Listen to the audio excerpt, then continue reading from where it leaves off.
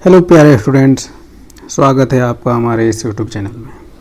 आज की इस वीडियो में हम लोग लर्न करने जा रहे हैं जनरल ऑर्गेनिक केमिस्ट्री के बारे में। ठीक है, जिसमें आप सारी चीज़ें पढ़ते हो कि बॉन्ड कैसे टूटता है, टूटने से कौन कौन सा इंटरमीडिएट बनता है, उनके स्टेबिलिटी क्या होती है, कौन कौन से इफेक्ट उनको स्टेबल करते हैं, कौन कौन से इफेक्ट उनको अनस्टेबल करते हैं, सारी चीज़ों को एक एक करके पढ़ेंगे। उस सीरीज में ये आपका लेक्चर नंबर 1 रहेगा। आज के इस वीडियो में बेसिकली हम लोग सीखेंगे कि ऑर्गेनिक रिएक्शन होती कैसे है, उसमें क्या क्या मेन चीज़ें होती हैं, और इंटरमीडिएट या जब बॉन्ड टूटता है तो कौन सा इंटरमीडिएट आपका बनता है। चलिए, तो किसी भी ऑर्गेनिक रिएक्शन की बात करेंगे तो उसमें बेसिकली आपको देखा जाए तो 2 चीज़ें होती है। ठीक है, एक होता है ऑर्गेनिक मॉलिक्यूल जिसके साथ आप रिएक्शन कराते हो। अब ऑर्गेनिक मॉलिक्यूल जो स्टार्टिंग ले रखे हो उससे रिएक्शन कराने के लिए आप एक रिएजेंट यानी सिंपली एक केमिकल लेते हो जो क्या करता है, इसके साथ रिएक्शन करता है। उसको क्या कहते हैं, रिएजेंट कहते हैं, या सिंपली क्या कह सकते हैं हम लोग, अटैकिंग रिएजेंट कहते हैं। जो पहला आप ऑर्गेनिक मॉलिक्यूल लिए उसको क्या कहा जाता है, सबस्ट्रेट। अब ये दोनों आपस में रिएक्ट करके कई बार इंटरमीडिएट बनाते हैं और कई बार नहीं भी बनाते हैं। ये देखेंगे डिफरेंट रिएक्शंस में कब इंटरमीडिएट बनता है, कब इंटरमीडिएट नहीं बनता है। उसके बाद एक आपका ऑर्गेनिक प्रोडक्ट मिलता है, एक से ज़्यादा भी हो सकते हैं। जो ऑर्गेनिक प्रोडक्ट मिलता है उनको क्या कहेंगे, प्रोडक्ट। और उसके अलावा जो इनऑर्गेनिक प्रोडक्ट मिलते हैं, जैसे कि मान लीजिए आप लेट्स से NaOH यूज किए हो किसी रिएक्शन में एज ए रिएजेंट।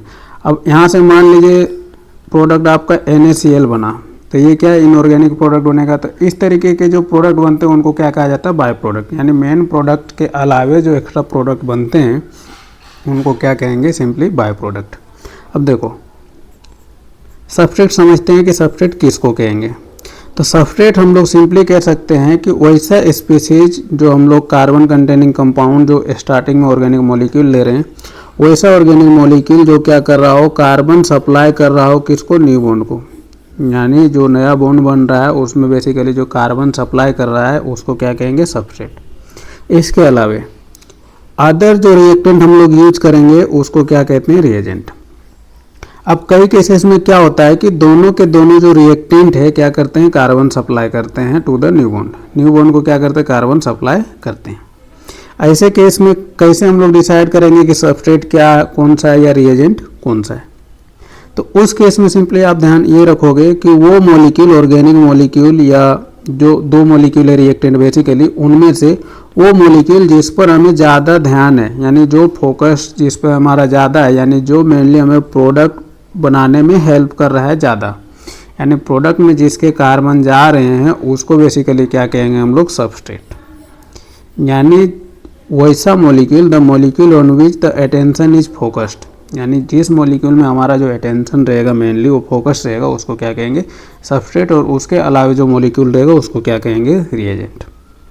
चलिए, आई होप यहाँ तक आपको ये चीज़ें समझ में आई होंगी।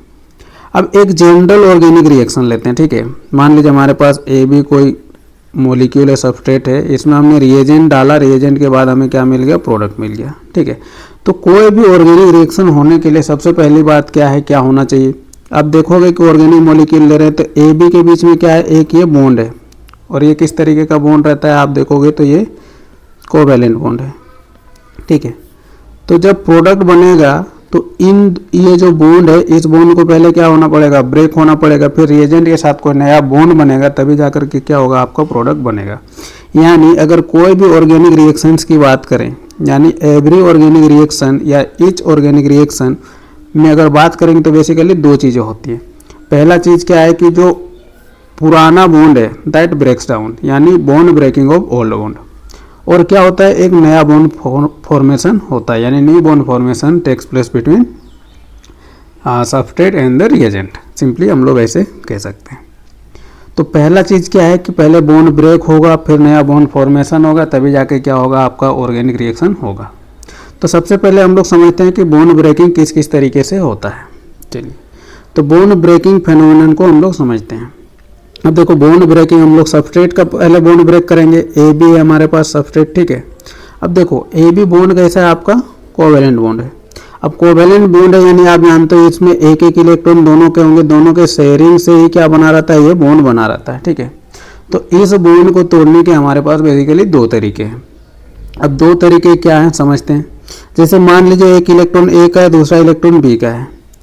एक क्या हो सकता है कि जब इस बॉन्ड को ब्रेक करेंगे तो बी अपना एक इलेक्ट्रॉन ले ले, ए अपना एक इलेक्ट्रॉन ले ले, यानी क्या हो जाएगा, ए के पास इसका वाला इलेक्ट्रॉन आ जाएगा, बी के पास बी के वाला इलेक्ट्रॉन आ जाएगा, यानी दोनों के पास एक एक इलेक्ट्रॉन आ जाते हैं। और इस तरीके से जो स्पीसीज बनता है उसको बेसिकली हम लोग कहते हैं फ्री रेडिकल, जिसके पास क्या हो, एक इलेक्ट्रॉन हो, यानी बॉन्ड टूटने के बाद एक एक इलेक्ट्रॉन जब दोनों के पास आ जाएगा तो वो क्या होगा, फ्री रेडिकल कहलाएगा। अब देखो ए के पास जो पहले से ही इलेक्ट्रॉन था वही मिला इसको, बी के पास भी जो शेयर कर रखा था वही मिला इसको, है ना। तो इस तरीके से बने स्पीसीज को क्या कह रहे हैं, फ्री रेडिकल। और ये जितने भी होंगे क्या होते हैं, इलेक्ट्रिकली न्यूट्रल होते हैं। क्यों? क्योंकि अपना इलेक्ट्रॉन इसको मिल रहा है, इसलिए इसमें किसी भी तरीके का कोई चार्ज होगा नहीं।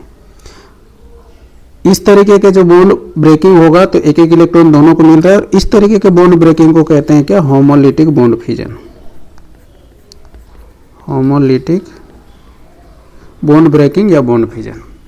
अब देखो दूसरा तरीका क्या हो सकता है कि ये जो दोनों इलेक्ट्रॉन शेड किए गए हैं ए बी के बीच में, क्या हो जाए, या तो पूरा ए ही रख ले या फिर पूरा बी ही रख ले, यानी दोनों में से कोई एक रख ले। अब ये कैसे होगा, तो इसको ऐसे समझिए कि मान लीजिए दोनों के बीच में कोई ये पार्टनरशिप शुरू किए थे एक एक इलेक्ट्रॉन का शेयरिंग करके, है ना। अब ये पहले वाले टाइप की बात करेंगे तो ये बिल्कुल दोनों समझदार के जैसा काम किए हैं कि दोनों के बीच जब लड़ाई झगड़ा हुआ तो वो क्या किए, अपना अपना जो भी इन्होंने शेयरिंग किया हुआ था, पैसे वैसे जो बिजनेस में लगाए हुए थे, वो क्या करे, ये अपना अपना बांट लिए, जितना जितना होता था ये 50-50% बांट लिए, यानी ये बिल्कुल समझदार लोगों के जैसा क्या किया, ये पार्टनरशिप तोड़े। वहीं अगर बात करेंगे ए और बी जब यहाँ पे बॉन्ड बनाए हैं, कोई बिजनेस रन कर रहे हैं, अब इसमें देखो क्या होता है, बिजनेस में बहुत ज़्यादा फायदा हो गया या बहुत ज़्यादा नुकसान हो गया, तो ऐसे केस में क्या करते हैं कि मान लो कि आप बिल्कुल सीधे साधे हो और एक आपके सामने वाला क्या है, लड़ाकू टाइप का है, तो वो क्या करेगा कि अगर फ़ायदा हुआ है तो वो अपने हिस्से में ले लेगा और नुकसान हुआ है तो वो बेसिकली तुम्हारे हिस्से में दे देगा। तो ऐसे समझो कि दोनों के दोनों इलेक्ट्रॉन का शेयरिंग का क्या है, ये क्या कर सकता है कि एक बार में ए पूरा ले ले, दूसरे बार में बी पूरा रख ले, यानी जो जितना बदमाश रहेगा वो क्या करेगा, पूरा रख लेगा। यानी कहने का मीनिंग क्या है कि पहले केस में देखेंगे इसमें तो दोनों के दोनों इलेक्ट्रॉन कौन रख रहा है, बी रख रहा है। अब बी रख लिया तो दोनों इलेक्ट्रॉन, एक इलेक्ट्रॉन पहले इसका इसके पास आता है, दूसरा जब आ जाएगा तो कोई भी एक एक्स्ट्रा इलेक्ट्रॉन एक्सेप्ट करता है तो उसके पास कैसा चार्ज आ जाता है, नेगेटिव चार्ज। यानी बी जो इसमें बनेगा वो क्या बनता है, एनायन बनता है। अब इसका एक इलेक्ट्रॉन था वो भी कौन ले लिया, बी ले लिया, यानी इसके पास कैसा चार्ज आ जाएगा, पॉजिटिव चार्ज। तो ध्यान रखेंगे इस तरीके के जब बॉन्ड ब्रेकिंग होगा तो एक जो पूरा इलेक्ट्रॉन ले लिया उसके पास नेगेटिव बनेगा, दूसरे के पास जो इलेक्ट्रॉन रहा ही नहीं उसके पास कैसा बचेगा, चार्ज पॉजिटिव। यानी इसमें बेसिकली अगर बात करेंगे तो हम लोग क्या बोल सकते हैं, चार्ज स्पीसीज बन रहे हैं। यानी कैसे बन रहे हैं, एक पॉजिटिव एक नेगेटिव बन रहा है। दूसरे केस में देखो, दूसरे केस में क्या है, अब ए बेईमान निकल गया, ए बेईमान निकल गया, यानी दोनों के दोनों इलेक्ट्रॉन कौन ले रहा है, ए ले रहा है। तो ए के पास कैसा चार्ज आ जाएगा, नेगेटिव, और बी के पास कैसा चला गया, पॉजिटिव। अब देखो कौन दोनों इलेक्ट्रॉन लेगा, कौन बिल्कुल भी इलेक्ट्रॉन नहीं लेगा, ये किस पे डिपेंड करेगा, ये सिंपली डिपेंड करता है इनके इलेक्ट्रोनेगेटिविटी पे। किस चीज़ पे, इलेक्ट्रोनेगेटिविटी पे। यानी जिसका इलेक्ट्रोनेगेटिविटी ज़्यादा होगा वो क्या करेगा, इलेक्ट्रॉन को अपने में रख लेगा। तो पहले वाले केस की बात करेंगे तो बी की जो इलेक्ट्रोनेगेटिविटी होगी ए से क्या होगी, ज़्यादा होगी। दूसरे वाले में बात करेंगे तो ए की इलेक्ट्रोनेगेटिविटी जो होगी वो बी से क्या होगी, ज़्यादा होगी। यानी जिसकी इलेक्ट्रोनेगेटिविटी ज़्यादा होगी वो क्या करेगा, दोनों शेयर्ड पेयर ऑफ इलेक्ट्रॉन को अपने साथ रखेगा। बात क्लियर है। जिसमें दोनों एक एक इलेक्ट्रॉन का बंटवारा कर रहे हैं उसको कहते हैं क्या, होमोलिटिक बॉन्ड फ्यूजन, या सिंपली कहते हैं होमोलिसिस। दूसरे वाले को क्या कहते हैं, हेट्रोलिटिक बॉन्ड फ्यूजन या सिंपली हेट्रोलिसिस। पहले वाले में क्या देखे हमने कि इलेक्ट्रॉन का जो शेयर्ड इलेक्ट्रॉन है वो क्या हो रहा है, equally distributed between the bonding atom. दोनों एटम के बीच में जो बॉन्डेड एटम है उनके बीच में इक्वली डिस्ट्रीब्यूशन हो रहा है। जबकि दूसरे केस में क्या देख रहे हैं, bonding electrons are completely shifted toward the more electronegative atom. यानी दोनों के दोनों इलेक्ट्रॉन किसके साइड शिफ्ट हो जा रहे हैं, जो मोर इलेक्ट्रोनेगेटिव एटम है उसके साइड। चलो अगली चीज़ ध्यान रखने वाली है कि जो होमोलिसिस होता है वो जनरली हीट में, यूवी लाइट में होता है। उसमें जो एनर्जी देते हैं generally in the form of heat या यूवी लाइट देते हैं, और ये जो रिएक्शन होती है जनरली गैसियस स्टेट में होती है, गैसियस फेज में होती है। ठीक है। अगली चीज़ ध्यान रखना है कि ये जनरली जो फेवर करता है नॉन पोलर सॉल्वेंट में फेवर करता है। बट ध्यान रखेंगे ये जो है किसी भी तरीके के सॉल्वेंट में ये हो सकता है, पोलर नॉन पोलर किसी भी तरीके में हो सकता है, बट जनरली क्या करता है, फेवर करता है नॉन पोलर सॉल्वेंट, यानी नॉन पोलर सॉल्वेंट में क्या होता है, अच्छे से होता है। इसकी बात करेंगे हेटेरोलाइटिक की, तो ये क्या होता है, पोलर सॉल्वेंट में ही होता है ये ब्रेकिंग, नॉन पोलर सॉल्वेंट में ये नहीं होगा। यानी क्या कह सकते हैं, ओनली पोलर बॉन्ड, हाँ इसमें ध्यान रखना है कि सिर्फ जो पोलर बॉन्ड होगा यानी वैसा कोवेलेंट बॉन्ड जिसके बीच में क्या इलेक्ट्रोनेगेटिविटी का डिफरेंस है, सिर्फ वैसे ही बॉन्ड का क्या हो सकता है, हेटेरोलिसिस हो सकता है। कभी भी वैसे बॉन्ड का हेटेरोलिसिस नहीं होगा जिसमें क्या है, नॉन पोलर बॉन्ड है, यानी इलेक्ट्रोनेगेटिविटी डिफरेंस नहीं है। अब इसमें ध्यान रखने वाली बात है होमोलिसिस में कि किसी भी तरीके का बॉन्ड का होमोलिटिक वे में ब्रेकिंग हो सकता है, यानी any kind of bond can be broken into radical, यानी होमोलिसिस हो सकता है किसी भी बॉन्ड का, सिर्फ आपको क्या करना है, एप्रोप्रिएट कंडीशन, सुटेबल कंडीशंस या एनर्जी आपको लगानी है सुटेबल वाली। किसी भी बॉन्ड का क्या हो सकता है, रेडिकल में ब्रेकडाउन हो सकता है। जबकि अगर बात करेंगे तो हेटेरोलिसिस के लिए सिंपली आपको पोलर बॉन्ड का ही होना जरूरी है, नॉन पोलर बॉन्ड का कभी भी हेटेरोलिसिस नहीं हो सकता। ध्यान रखेंगे जो पोलर सॉल्वेंट यूज करते हैं हम लोग हेटेरोलिसिस में, वो क्या करता है, आयंस को बेसिकली वो स्टेबलाइज करता है, यानी कैटायन और एनायन जो हुए उसको स्टेबलाइज करता है बाय सॉल्वेशन। सॉल्वेशन क्या होती है अभी हम लोग समझेंगे। उससे क्या करता है, पॉजिटिव और नेगेटिव को वो स्टेबलाइज करता है। एग्जाम्पल की बात करें, मान लीजिए Cl2 हमारे पास गैसियस स्टेट में है, Cl2 में क्या कराया हमने, सनलाइट दिया, hν एनर्जी दिया, तो ये क्या हो गया, ब्रेक हो गया आपका ClCl रेडिकल में।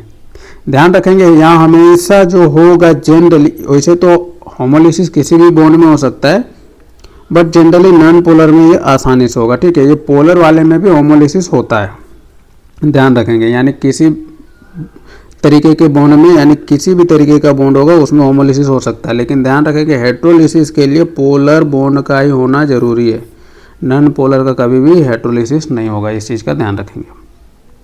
एग्जाम्पल समझेंगे, HCl को जब हम लोग वाटर में डिजोल्व करते हैं, वाटर में ऐड करते हैं, तो ये H+ और Cl- में क्या होता है, ब्रेकडाउन हो जाता है। समझेंगे ये कैसे हो रहा है। जैसे मान लीजिए हमने क्या किया है, एक कंटेनर में वाटर लिया, इसमें क्या किया हमने, HCl एसिड ऐड कर दिया। अब क्या होता है, HCl को देखोगे तो क्या है, HCl में देखोगे तो इस पे डेल पॉजिटिव, इस पे डेल नेगेटिव, क्यों, क्योंकि Cl क्या है, मोर इलेक्ट्रोनेगेटिव है। अब वाटर जो मॉलिक्यूल होता है, वाटर मॉलिक्यूल को देखोगे, ठीक है, वाटर मॉलिक्यूल को देखोगे तो हाइड्रोजन में डेल प्लस होता है और इसमें क्या होता है, डेल नेगेटिव होता है। तो डेल नेगेटिव वाले को क्या करता है, पॉजिटिव वाला पार्ट चारों ओर से सराउंड करना शुरू करता है, और पॉजिटिव वाले को जो नेगेटिव वाला यानी ऑक्सीजन वाले साइड से क्या करता है, सराउंड करना शुरू करता है। अब जैसे जैसे सराउंड करना शुरू करेगा तो ये क्या करता है, इसको अपने साइड खींचना शुरू करेगा, दूसरा क्या करेगा, दूसरे साइड खींचना शुरू करेगा। इस तरीके से क्या होता है, ये बेसिकली डिसोसिएट हो जाता है टोटली पॉजिटिव और नेगेटिव में। अब पॉजिटिव और नेगेटिव में जब हो गया तो पॉजिटिव वाले को सराउंड करके रखते हैं नेगेटिव पार्ट वाले, और नेगेटिव को सराउंड करके रखते हैं पॉजिटिव पार्ट वाले। जैसे समझते हैं, जैसे मान लीजिए जनरल ले रहे हैं, एक A+ बना और दूसरा B- बना है ना, तो जो पॉजिटिव बन के रखा है उसको क्या करेंगे, ऑक्सीजन साइड से चारों ओर से सराउंड करेंगे। इससे क्या होगा, एक पॉजिटिव और दूसरा नेगेटिव यानी दोनों के बीच में क्या होगा, एक इंटरेक्शन डेवलप होगी। इस तरीके से क्या होगा, इस पॉजिटिव को ये स्टेबलाइज करेगा। सेम तरीके से नेगेटिव को क्या करेगा, हाइड्रोजन साइड से चारों ओर से सराउंड करेगा और इसको क्या करेगा, स्टेबलाइज करेगा। तो जब आयंस को वाटर मॉलिक्यूल चारों ओर से घेर करके क्या करता है, उसको स्टेबल करता है, उसी चीज़ को बेसिकली क्या कहते हैं, सॉल्वेशन कहते हैं। यानी क्या कह सकते हैं कि पोलर सॉल्वेंट जो होते हैं वो स्टेबलाइज करते हैं आयंस को, जो कि पॉजिटिव कैटायन और नेगेटिव बाय सॉल्वेशन, पॉजिटिव और नेगेटिव कैटायंस को क्या करते हैं, सॉल्वेशन से वो स्टेबलाइज करते हैं। बात क्लियर है। तो हेटेरोलिसिस के लिए आपको पोलर सॉल्वेंट का होना जरूरी है। होमोलिसिस के लिए पोलर नॉन पोलर किसी में भी हो सकता है, बट जनरली नॉन पोलर में वो फेवर करता है। होमोलिसिस किसी भी तरीके के बॉन्ड का हो सकता है होमोलिसिस, बस हेटेरोलिसिस होने के लिए पोलर बॉन्ड का होना जरूरी है। इस चीज़ का आप ध्यान रखेंगे। चलिए कुछ नोट है, आप उनको ध्यान रखेंगे। अब देखो, पहला नोट है कि किसी भी बॉन्ड को ब्रेक करने के लिए इनटू आयंस, आयंस में ब्रेक करने के लिए पोलर सॉल्वेंट का ही होना जरूरी है। Polar solvent is needed. Polar solvent also stabilizes the ions by solvation. इस चीज़ को पहले ही समझ रखें। Example just like in HCl in H2O। ठीक है, इसमें एक पॉइंट याद रखेंगे इसको। HCl जनरली क्या कहते हैं, HCl को एसिड कहते हैं ना। एसिड क्यों कहते हैं कि HCl को जब H2O में ऐड करते हैं तो ये H प्लस और Cl माइनस में क्या करता है, डिसोसिएट आता है। तो वैसे स्पीसीज जो H प्लस रिलीज कर रहा है उसको क्या कहते हैं, एसिड कहते हैं। अब इसमें ध्यान रखेंगे HCl does not behave like an acid in non polar solvent like CCl4 benzene. इस तरीके के सॉल्वेंट में क्या करता है, ये एसिड के जैसा बिहेव नहीं करता है। क्यों नहीं करता समझते हैं। जैसे कि मान लीजिए HCl को CCl4 सॉल्वेंट में क्या किया हमने, ऐड किया, तो ये H प्लस और Cl माइनस में डिसोसिएट ही नहीं होगा। और जब डिसोसिएट ही नहीं होगा, H प्लस रिलीज ही नहीं कर रहा है, तो ऐसे स्पीशीज को एसिड कहेंगे ही नहीं। यानी कि कोई भी एसिड जो है वो सिंपली पोलर सॉल्वेंट में ही एसिड के जैसा बिहेव करेगा। मतलब इस तरीके के प्रोटिक एसिड की बात करें तो नॉन पोलर सॉल्वेंट में वो बिहेव नहीं करेगा। वही चीज़ कह रहे हैं, as it does not dissociates into ions, H plus और Cl माइनस में डिसोसिएट नहीं करता है, इसीलिए नॉन पोलर सॉल्वेंट में ये एसिड के जैसा बिहेव नहीं करता है। चलिए, होमोलिसिस में क्या हुआ था, A B के बीच में जब बॉन्ड ब्रेकिंग हुआ तो दोनों एक एक इलेक्ट्रॉन अपने अपने में बंटवारा कर लिए, बिल्कुल समझदार लोगों के जैसा। और यहाँ से जो स्पीसीज बना वो कैसा होता है, न्यूट्रल होता है। इनको क्या कहते हैं, फ्री रेडिकल कहते हैं। चलो, इसमें ध्यान रखने वाली बात है कि किसी भी तरीके का सॉल्वेंट का इफेक्ट इनमें नहीं होता है। ना तो पोलर सॉल्वेंट का इफेक्ट होगा, ना तो नॉन पोलर सॉल्वेंट का इफेक्ट होगा। क्यों, क्योंकि ये न्यूट्रल होते हैं। तो न्यूट्रल में पोलर डालो नॉन पोलर डालो कोई फर्क नहीं पड़ेगा।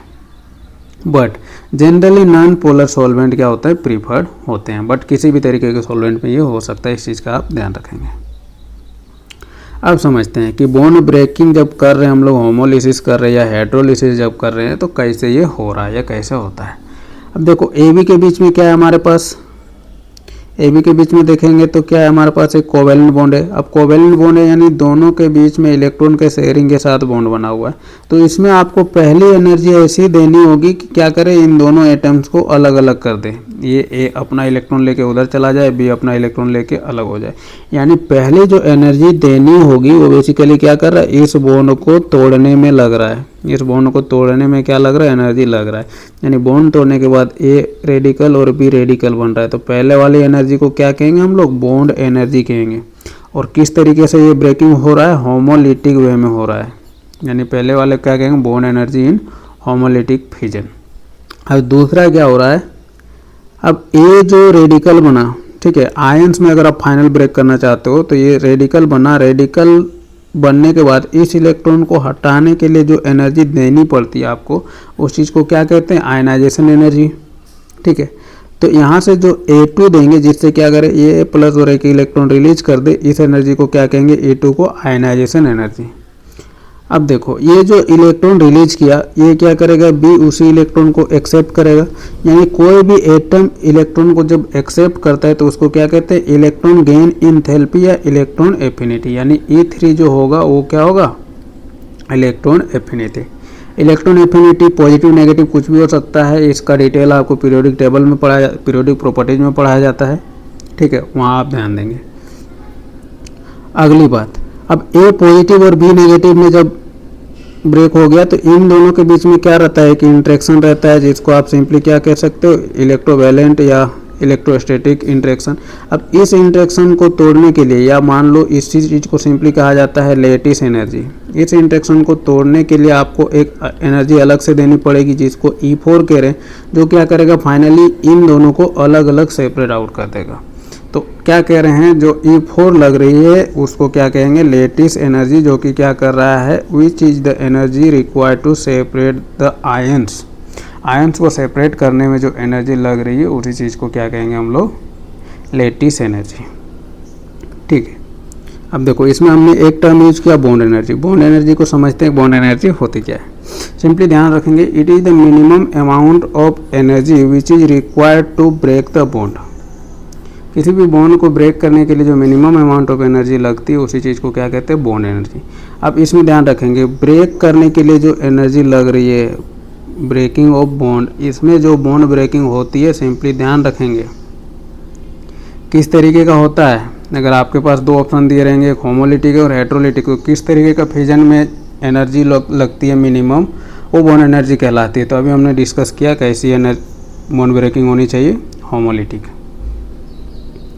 यानी होमोलिटिक वे में जो बॉन्ड ब्रेकिंग होगी उसी को क्या कहते हैं, बॉन्ड एनर्जी कहते हैं।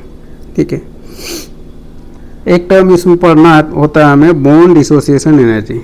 ठीक है, अब कई जगह क्या होता है, बॉन्ड एनर्जी और बॉन्ड डिसोसिएशन एनर्जी दोनों को सेम कह दिया जाता है, बट दोनों में देखेंगे तो स्लाइड सा डिफरेंस है। ठीक है, बॉन्ड डिसोसिएशन एनर्जी की अगर बात करी जाए तो ये क्या होता है, किसी स्पेसिफिक बॉन्ड को तोड़ने में जो एनर्जी लगती है उसको क्या कहते हैं, bond dissociation energy. Bond dissociation energy और बॉन्ड एनर्जी वो बराबर हो भी सकते हैं कई केसेस में, कभी बराबर नहीं भी हो सकते हैं, बट किसी स्पेसिफिक एनर्जी बॉन्ड को तोड़ने के लिए जो एनर्जी लगती है उसको क्या कहेंगे, बॉन्ड डिसोसिएशन एनर्जी। जैसे कि मान लीजिए हमारे पास, मान लीजिए कि मीथेन है। अब इसमें इस बॉन्ड को तोड़ने के लिए एनर्जी, मान लीजिए पहली एनर्जी E1 लग रही है, तो इसको क्या कहेंगे, bond dissociation energy of this CH bond. दूसरा मान लीजिए कि इस बॉन्ड को तोड़ने के लिए हमें E2 लगा, तो इसको क्या कहेंगे, बॉन्ड डिसोसिएशन एनर्जी ऑफ ये दूसरा वाला बॉन्ड। इसी तरीके से चारों बॉन्ड को तोड़ने के लिए जो अलग अलग एनर्जी लगेगी, E1, E2, E3, E4, इनको क्या कहेंगे, bond dissociation energies, bond dissociation energy. अगर बॉन्ड एनर्जी की बात करी जाए तो जितने भी बॉन्ड को हमने तोड़ा होमोलिटिक वे में, सब एनर्जी के सम का अगर एवरेज लेंगे तो उस मॉलिक्यूल का क्या निकलेगा हमें, बॉन्ड एनर्जी। यानी बॉन्ड एनर्जी को हम लोग सिंपली ऐसे कर सकते हैं कि किसी भी एक तरीके के बॉन्ड को, यानी सारे जो एक तरीके के बॉन्ड होंगे उनको तोड़ने में लगे एनर्जी का जो एवरेज वैल्यू होता है उसको क्या कहेंगे, बॉन्ड एनर्जी कहेंगे। अब देखो सिंपल आपको डिफरेंस समझ में आ गया कि अगर बॉन्ड को होमोलिटिक वे में ब्रेक करते हैं तो उसको क्या कहते हैं, बॉन्ड एनर्जी, और स्पेसिफिक बॉन्ड को तोड़ने में लगी एनर्जी को क्या कहते हैं, बॉन्ड डिसोसिएशन एनर्जी। अब देखो ये क्या हो सकता है, कई केसेस में सेम भी हो सकता है। जैसे कि मान लो कि डायटोमिक या मान लो होमोडायटोमिक मॉलिक्यूल की बात करें, जैसे मान लो H2 हो गया, Cl2 हो गया, तो इन केस में क्या देखोगे कि जो बॉन्ड एनर्जी होती है बॉन्ड डिसोसिएशन एनर्जी के बराबर ही होती है। क्यों, क्योंकि इसको भी तोड़ रहे हैं तो होमोलिटिक वे में ही तोड़ेंगे, है ना। तो इसमें एक ही बॉन्ड रहा तो दोनों को तोड़ने में जो एनर्जी लगती है वो सेम होती है। तो इसी चीज़ को क्या कहते हैं, सिंपली कह सकते हैं कि ऐसे केसेस में बॉन्ड एनर्जी और बॉन्ड डिसोसिएशन एनर्जी दोनों क्या होगी, सेम होगी। अब देखो बॉन्ड डिसोसिएशन एनर्जी की बात करें, अगर सारे एनर्जीज को अगर हम लोग जोड़ेंगे, जैसे मान लीजिए मीथेन के केस में E1, E2, E3, E4 सारे को जोड़ेंगे तो इसका अमाउंट जो होता है इतना ज़्यादा होता है कि हम लोग किसी भी बॉन्ड को इस तरीके से ब्रेक नहीं कर सकते हैं without the help of solvent. बिना सॉल्वेंट के हेल्प से इस तरीके से ब्रेक नहीं कर पाएंगे क्योंकि बहुत ज़्यादा इसका जो अमाउंट होता है हाई होता है। इसीलिए क्या करते हैं, इस तरीके के बॉन्ड को ब्रेक करने के लिए बेसिकली हम लोग सॉल्वेंट का यूज करते हैं। अब देखो बॉन्ड जब ब्रेक हो गया तो किस किस तरीके के हमें स्पीसीज मिलेंगे बॉन्ड ब्रेकिंग के बाद। ठीक है, तो पहला मान लो हमने लिया है एक जनरल, इधर आपका कोई भी जनरल ऑर्गेनिक सब्सटेंस हो सकता है। ठीक है, उसको जनरलाइज करने के लिए क्या किए, इसके साथ हम ए मान लो हमने बॉन्ड करके रखा हुआ। अब देखो पहले केस में क्या है कि मान लो इस केस में इलेक्ट्रोनेगेटिविटी ऑफ ए जो है that is greater than carbon. A का इलेक्ट्रोनेगेटिविटी कार्बन से ज़्यादा है, तो दोनों इलेक्ट्रॉन जो शेयर्ड है इनके बीच में जब ब्रेक होगा तो क्या करेगा, ए ले लेगा। अब ए लेगा तो ए के पास नेगेटिव आ गया, यानी इसके पास क्या आ जाएगा, पॉजिटिव। कार्बन के पास क्या आ जाएगा, पॉजिटिव। अब जब कार्बन के पास पॉजिटिव आएगा तो उस वैसे स्पीसीज को क्या कहते हैं, कार्बोकेटाइन इंटरमीडिएट। यानी दोनों जो शेयर्ड पेयर ऑफ इलेक्ट्रॉन से दूसरा एलिमेंट लेकर के भाग गया तो इसके बाद जो यहाँ पे स्पीसीज बनेगी उसी चीज़ को क्या कह रहे हैं, कार्बोकेटाइन स्पीसीज। अब कार्बोकेटाइन देखने वाली बात, आपको ध्यान रखने वाली बात क्या क्या है कि उस सब चीज़ का ध्यान रखेंगे। अब पहले देखो, जब ये 4 बॉन्ड बना रखा था तो कार्बन को क्या कहते हैं, जब 4 बॉन्ड बनाता है तो उसको क्या कहते हैं, टेट्रावेलेंट, है ना। अब एक बॉन्ड को तोड़ करके चला गया ये इलेक्ट्रॉन लेकर के ए, तो इसके पास कितने बॉन्ड बचे, 3 बॉन्ड। तो कार्बोकेटाइन स्पीसीज जो बना वो क्या है, ट्राइवेलेंट स्पीसीज। कैसा स्पीसीज है, ट्राइवेलेंट स्पीसीज।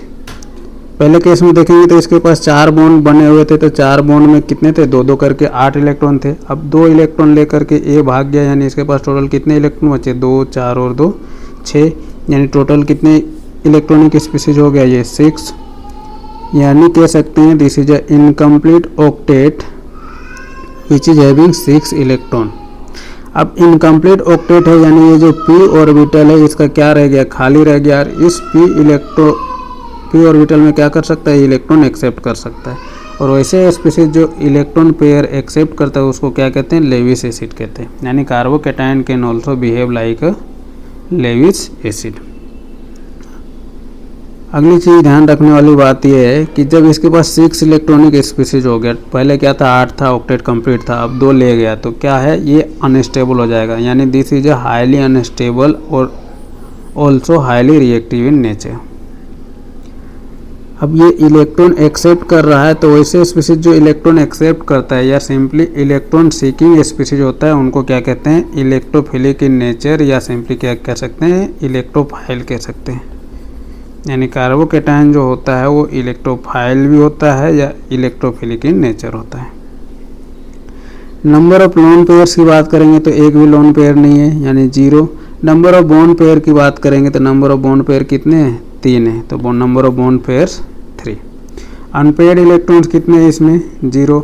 अब किसी भी मॉलिक्यूल के पास अनपेयर्ड इलेक्ट्रॉन एक भी नहीं होंगे तो ऐसे मॉलिक्यूल को क्या कहते हैं, डायामैग्नेटिक। या इसी चीज़ को ऐसे कह सकते हो जिसके पास सारे इलेक्ट्रॉन पेयर्ड अप होते हैं। जैसे इसमें देखोगे तो 2 इलेक्ट्रॉन पेयर हैं, इसमें 2 भी पेयर्ड है, ये भी क्या है, सारे के सारे पेयर्ड है। यानी वैसे मॉलिक्यूल जिसमें सारे इलेक्ट्रॉन पेयर्ड हो उनको क्या कहते हैं, डायामैग्नेटिक। और जब अनपेयर्ड रहेंगे तो उनको कहते हैं पैरामैग्नेटिक। मैग्नेटिक मोमेंट की बात करें, कैलकुलेट कैसे करते हैं, √n × n+2 बोर मैग्नेट्रॉन होता है। अब यहाँ देखेंगे तो इसके पास क्या है, एक भी अनपेयर्ड इलेक्ट्रॉन नहीं है, इसलिए इसका मैग्नेटिक मोमेंट कितना हो जाएगा, 0। इसमें देखेंगे तो ये जो p ऑर्बिटल होता है वो क्या होता है, वैकेंट होता है। यानी ये ऐसा स्पीसीज है which is having p orbital vacant. Hybridization की बात करेंगे तो हाइब्रिडाइजेशन sp2 होता है, बॉन्ड एंगल 120 डिग्री होता है। sp2 है इसलिए इसका जो शेप और जियोमेट्री दोनों के दोनों क्या होते हैं, ट्रायगोनल प्लेनर होते हैं। स्पिन मल्टीप्लिसिटी, ये होता है स्पिन मल्टीप्लिसिटी कैलकुलेट करते हैं 2s+1 से। Spin multiplicity is equal to 2s+1 होता है, जहाँ पे s जो होता है उसको कहते हैं टोटल स्पिन। टोटल स्पिन यानी जितने भी आपके पास इलेक्ट्रॉन होंगे उनके स्पिन को जोड़ करके जो स्पिन बनेगा उसको क्या कहेंगे, टोटल स्पिन। अब जैसे मान लीजिए एक के पास एक ही इलेक्ट्रॉन है तो इसके लिए क्या हो जाएगा, स्पिन मल्टीप्लिसिटी हाफ। अब मान लीजिए किसी में क्या होगा, दोनों पेड होगा तो एक के लिए +½ हो गया, दूसरे के लिए क्या होगा, -½ यानी दोनों को जोड़ेंगे तो कितना हो जाएगा, 0। इस तरीके से सबको जोड़ने के बाद जो 2s+1 का वैल्यू आता है उसको क्या कहते हैं, स्पिन मल्टीप्लिसिटी। तो इसमें देखेंगे तो सारे के सारे क्या हैं, आपके पेड हैं, एक भी क्या है अनपेड नहीं, और सारे के सारे पेड हैं, तो +½ और -½ मिल के क्या हो जाएंगे, ये 0 हो जाएंगे। तो यानी 2s+1 कैलकुलेट करेंगे तो s की वैल्यू क्या हो गई, 0। तो यानी 2s × 0 क्या हो जाएगा, 0+1, यानी स्पिन मल्टीप्लिसिटी इसका हो गया 1। अब जब 1 होता है तो उसको क्या कहते हैं, सिंगलेट कहते हैं। यानी ये जो कार्बोकेटाइन है सिंगलेट स्टेट में प्रेजेंट होगा। 2 होता तो डबलेट होता, 3 होता तो ट्रिपलेट होता, इस तरीके से स्टेट कहलाती है। चलिए, ये सारी चीज़ें आपको कार्बोकेटाइन के लिए ध्यान रखना है। इसमें और एक चीज़ आप ध्यान रखेंगे, अब देखो ये क्या है, पॉजिटिव पार्ट है यानी वैकेंट ऑर्बिटल है इसके पास, साथ ही साथ क्या है, इनकम्प्लीट इलेक्ट्रॉन है। तो वैसा स्पीसीज जो इलेक्ट्रॉन डोनेटिंग होगा, यानी इलेक्ट्रॉन डोनेटिंग ग्रुप अगर इसमें लगे रहेंगे वो क्या करेंगे, इसको स्टेबलाइज करेंगे। यानी सिंपली कह सकते हो कि इलेक्ट्रॉन डोनेटिंग ग्रुप स्टेबलाइजेज कार्बोकेटाइन्स। एक पॉइंट यहाँ से आप और ऐड कर लोगे। चलिए, दूसरे स्पीसीज की बात करें, पहले केस में क्या था, एक की इलेक्ट्रोनेगेटिविटी कार्बन से ज़्यादा था। अब जो दूसरा केस हम लोग इसमें डिस्कस करने जा रहे हैं, इसमें देखेंगे कार्बन की जो इलेक्ट्रोनेगेटिविटी वैल्यू है वो आपका बी से ज़्यादा है। बी से ज़्यादा है तो जब ये दोनों इलेक्ट्रॉन है इसको कौन रख लेगा, सारे के सारे कार्बन रख लेगा। यानी जब ये ब्रेक डाउन होगा तो कार्बन के पास दोनों लोन पेयर आ जाएंगे, यानी इसके पास नेगेटिव चार्ज आ जाएगा, इसके पास पॉजिटिव चार्ज। और जब कार्बन के पास नेगेटिव चार्ज आ जाएगा तो उस इंटरमीडिएट को कहते हैं कार्ब एनायन इंटरमीडिएट, जिसके पास क्या होता है, नेगेटिवली चार्ज होता है। क्यों? क्योंकि एक इलेक्ट्रॉन अपना लेता तो सिंपली फ्री रेडिकल बनता, इसका वाला भी इलेक्ट्रॉन ले लिया तो क्या बन जाएगा, नेगेटिव चार्ज। तो इसलिए इसको क्या कहेंगे, कार्ब एनायन इंटरमीडिएट। अब देखो सेम तरीके से जैसे कार्बोकेटाइन के लिए कुछ चीज़ें याद रखे हैं, इंपॉर्टेंट चीज़ें हैं, इसके लिए भी आप ध्यान रखोगे। इसके पास भी कितने बॉन्ड है, 3, तो इसको क्या कहेंगे, ट्राइवेलेंट स्पीसीज। अब इसके पास देखेंगे तो यहाँ से 6 और ये 2, 8 है, यानी ये क्या है, कंप्लीट ऑक्टेट है, which is having 8 electron. Lone pair की बात करेंगे तो लोन पेयर 1 है, तो लोन पेयर कितने होंगे, 1। अब देखो ये जो लोन पेयर है ये किसी पॉजिटिव वाले को दे सकता है, यानी कोई लेविस एसिड को दे सकता है, ये डोनेट कर सकता है। तो इसको क्या कहेंगे, can behave like a Lewis base. जो इलेक्ट्रॉन पेयर डोनेट करता है उसको क्या कहते हैं, लेविस बेस कहते हैं। अब देखो इसके पास सिंपली ऐसे याद ध्यान रखो बातों को कि किसी भी स्पीसीज के पास चाहे पॉजिटिव चार्ज है या नेगेटिव चार्ज है, तो पॉजिटिव या नेगेटिव कोई भी रखना नहीं चाहता है जनरली। तो जैसे भी पॉजिटिव या नेगेटिव आएगा तो वो क्या होता है, अनस्टेबल होता है। तो क्या कहेंगे, हाईली अनस्टेबल, और साथ ही साथ क्या होगा, रिएक्टिव होगा। ये इलेक्ट्रॉन पेयर डोनेट कर रहा है, और ऐसा स्पीसीज जो इलेक्ट्रॉन पेयर डोनेट करता है उसको लेविस बेस और साथ ही साथ क्या कहते हैं, न्यूक्लियोफाइल भी कहते हैं। यानी ये क्या होगा, nucleophilic in nature. Unpaired electrons 0। Magnetic moment, इसमें भी अनपेयर्ड इलेक्ट्रॉन एक भी नहीं है तो मैग्नेटिक मोमेंट कितना हो जाएगा, 0। बॉन्ड पेयर्स कितने हैं, 3। हाइब्रिडाइजेशन कैसा है, क्या हो जाएगा, sp3। Bond angle less than 107 degree होता है। अब इसको देखोगे तो ये सिंपली किसके जैसा है, अमोनिया के जैसा है ना, तो उसी का शेप को क्या करता है, रिजेंबल करता है, यानी शेप कैसा हो जाएगा, पिरामिडल। स्पिन मल्टीप्लिसिटी की बात करेंगे तो 2s + 1 वैल्यू फिर से क्या हो जाएगा, ये 0 हो जाएगा, और ये फिर से क्या हो जाएगी, 1, यानी ये भी कैसा है, सिंगलेट स्टेट का इंटरमीडिएट है। अब देखो जब पॉजिटिव चार्ज था कार्बन के पास तो इसको कौन सा ग्रुप स्टेबलाइज करता था, इलेक्ट्रॉन डोनेटिंग ग्रुप, यानी जो इलेक्ट्रॉन दे रहा है वो ग्रुप इसको स्टेबलाइज करेगा। तो इसमें जब वैसे ग्रुप लगे रहेंगे जो इलेक्ट्रॉन क्या करे, इसे खींच के ले जाए, यानी सिंपली क्या कहेंगे, इलेक्ट्रॉन विदड्रॉइंग ग्रुप अगर लगे रहेंगे तो वो किसको स्टेबलाइज करेगा, कार्ब एनायन को। तो इसमें एक पॉइंट आप और ऐड कर लेंगे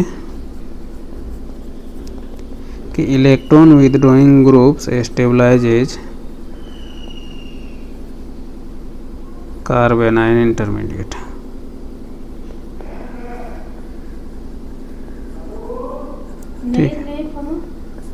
ठीक है, इस चीज़ का ध्यान रखेंगे। तीसरी जो चीज़ है, अब देखो पहला होमोलिसिस जो पढ़ रखे थे वैसे है कि ये इलेक्ट्रॉन क्या करे, दोनों एक एक का बंटवारा कर ले, यानी इसमें इलेक्ट्रोनेगेटिविटी की बात करेंगे तो A का कार्बन के लगभग बराबर ही होगा, दोनों के बीच में इलेक्ट्रोनेगेटिविटी डिफरेंस नहीं होगी। अब नहीं होगी तो क्या होगा कि दोनों एक एक इलेक्ट्रॉन ले लेंगे, और इस तरीके से जो स्पीसीज बनती है वो क्या बनता है, रेडिकल बनता है। तो क्या बनेगा आपके पास, कार्बन फ्री रेडिकल, यानी क्या कहेंगे इसको, फ्री रेडिकल इंटरमीडिएट। ये क्या होता है, इलेक्ट्रिकली न्यूट्रल होता है। ध्यान रखने वाली बातें क्या क्या हैं, ये भी क्या है, ट्राइवेलेंट है, 3 बॉन्ड है इसके पास। इनकम्प्लीट ऑक्टेट है, इसमें कितने इलेक्ट्रॉन होते हैं, 7 होते हैं, 6 यहाँ से और 1 क्या है यहाँ पे। हाईली अनस्टेबल, साथ ही साथ रिएक्टिव होता है।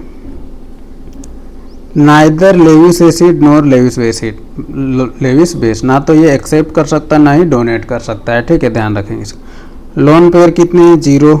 अनपेयर्ड इलेक्ट्रॉन कितना, 1। अनपेयर्ड इलेक्ट्रॉन 1 है तो मॉलिक्यूल कैसा हो जाएगा, पैरामैग्नेटिक हो जाएगा। बॉन्ड पेयर्स कितने हैं, 3। मैग्नेटिक मोमेंट कितना हो जाएगा, इस वैल्यू को जब कैलकुलेट करोगे तो n का वैल्यू कितना हो जाएगा, 1 × 1 + 2 3, यानी √3 बोर मैग्नेटिक मोमेंट हो जाएगा इसका। स्पिन मल्टीप्लिसिटी की बात करेंगे तो क्या हो जाएगा, 2s + 1 वैल्यू हो जाएगी, 2 इंटू एस का वैल्यू प्लस हाफ हो जाएगा इंटू 1, ये मल्टीप्लाई होकर कितना हो जाएगा 1, 1 प्लस 1 कितना हो जाएगा 2, यानी कैसा हो जाएगा ये डबलेट स्टेट में प्रेजेंट रहेगा। हाइब्रिडाइजेशन की बात करेंगे तो sp2 होता है। इसमें ध्यान रखने वाली बात है, नोट ये ध्यान रखोगे आप, अनपेड इलेक्ट्रॉन जो होता है वो अनहाइब्रिडाइज्ड p ऑर्बिटल में रहता है। हाइब्रिडाइजेशन क्या होती है sp2, और जो एक इलेक्ट्रॉन है वो अनहाइब्रिडाइज्ड p ऑर्बिटल में होता है which is perpendicular to the plane. जैसे कि मान लीजिए कार्बन मॉलिक्यूल इस प्लेन में है तो इसका परपेंडिकुलर, यानी मान लो जो एक p ऑर्बिटल है इसके परपेंडिकुलर उस पे क्या रहेगा, एक इलेक्ट्रॉन रहेगा जो कि क्या होता है अनहाइब्रिडाइज्ड होता है ये p वाला ऑर्बिटल। ध्यान रखेंगे इस बात को।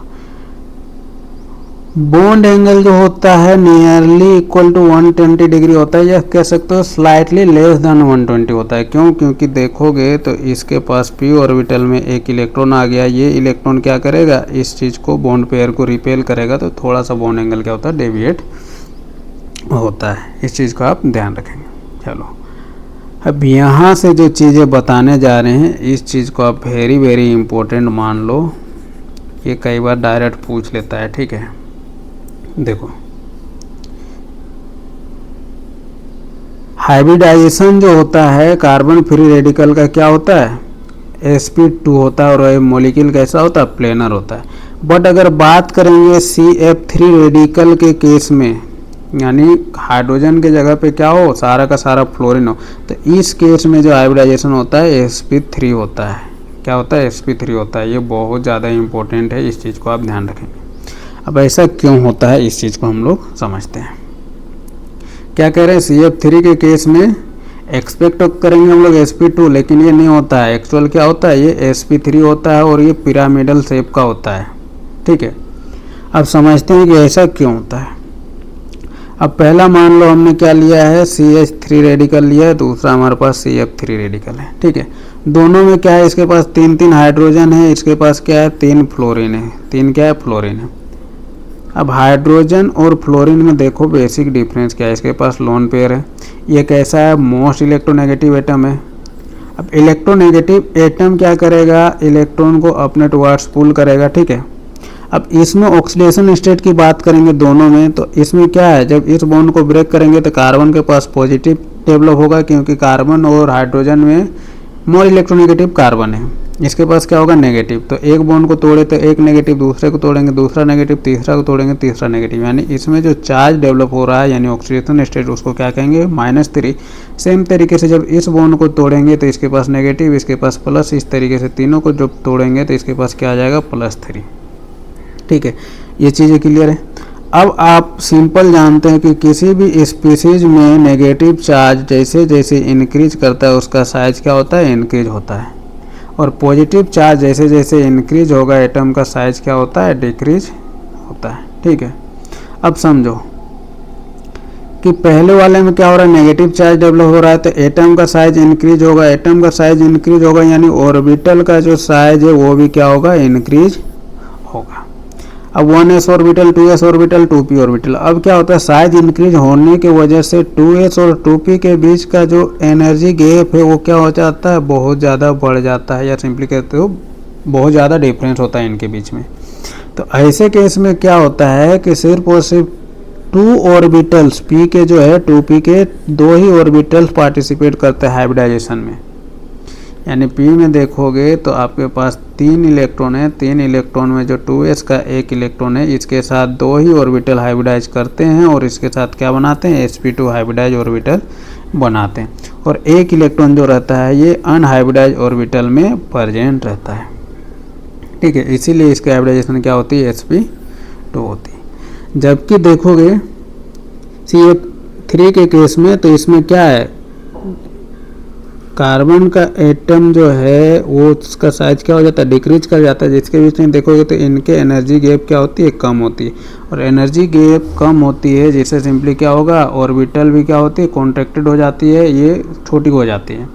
तो इस केस में क्या होता है सारे के सारे p ऑर्बिटल 2p के सारे p ऑर्बिटल 2p के हाइब्रिडाइजेशन में पार्टिसिपेट करते हैं, और इसीलिए हाइब्रिडाइजेशन क्या होती है sp3 होती है, और जो ऑक्यूपाइड अनपेयर्ड इलेक्ट्रॉन जो होता है वो कहाँ पे होता है, sp3 हाइब्रिडाइड ऑर्बिटल पे होता है। इसीलिए जो CH3 रेडिकल है वो sp2 होता है और प्लेनर होता है, जो कि CF3 है वो sp3 और साथ ही साथ क्या होता है, पिरामिडल होता है। इसमें बॉन्ड एंगल लगभग 120 या उससे थोड़ा सा कम होता है, इसमें 110 के आसपास होता है। ये सारी चीज़ें आप ध्यान रखेंगे और ये मोस्ट इम्पोर्टेंट चीज़ है। इन चीज़ों को ध्यान रखेंगे, सारे चीज़ों को एक बार आप रिवीजन करोगे, ठीक है। इसके बाद अगला पार्ट हम लोग यहाँ से कंटिन्यू करेंगे। तब तक क्या करें, पढ़ते रहे, रिवीजन करते रहें, प्रैक्टिस करते रहें। Thank you for watching the video.